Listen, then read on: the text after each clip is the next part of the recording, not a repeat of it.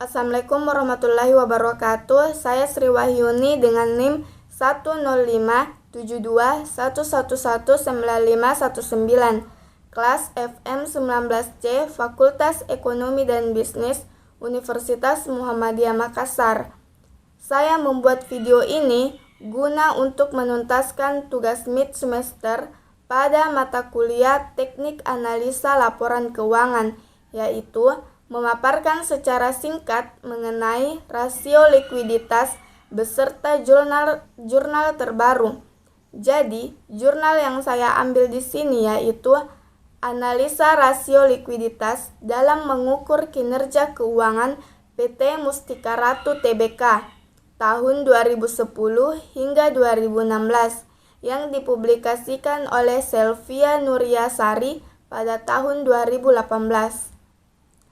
Langsung saja, sebelumnya rasio keuangan merupakan kegiatan membandingkan angka-angka yang ada dalam laporan keuangan dengan cara membagi satu angka dengan angka lainnya. Adapun bentuk-bentuk rasio keuangan menurut Jeffrey Weston yaitu terbagi menjadi 6. Pertama, rasio likuiditas. Kedua, rasio solvabilitas. Ketiga, activity. Keempat, profitabilitas. Kelima, pertumbuhan. Dan yang terakhir, rasio penilaian. Likuiditas sendiri adalah kemampuan perusahaan untuk memenuhi kewajiban lancarnya yang diukur dengan menggunakan perbandingan antara aktiva lancar dengan kewajiban lancar. Dengan kata lain, likuiditas merupakan rasio yang menggambarkan kemampuan perusahaan dalam memenuhi kewajiban atau utang jangka pendek, baik kewajiban kepada pihak luar perusahaan maupun di dalam perusahaan. Artinya, apabila perusahaan ditagih, perusahaan akan mampu untuk memenuhi utang tersebut, terutama utang yang sudah jatuh tempo. Sebagai contoh, utang yang segera jatuh tempo sebesar 1 juta dan aktiva lancarnya sebesar 1.200.000, maka perusahaan ini dikatakan liquid. Artinya, perusahaan mampu membayar utang tersebut. Sebaliknya, jika aktiva lancarnya hanya 800.000, perusahaan tersebut dikatakan illiquid. Artinya, perusahaan tidak mampu membayar utang dengan seluruh aktiva lancar yang dimilikinya. Perusahaan masih kekurangan sebesar 200.000 untuk menutupi utangnya.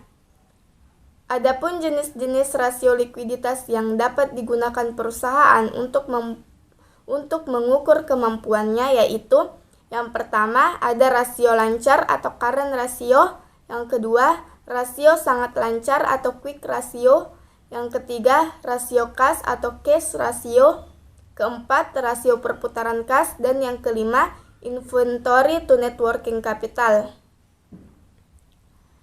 Selanjutnya dapat dilihat rasio likuiditas PT Mustika Ratu Tbk tahun 2010 sampai 2016 yaitu sebagai berikut.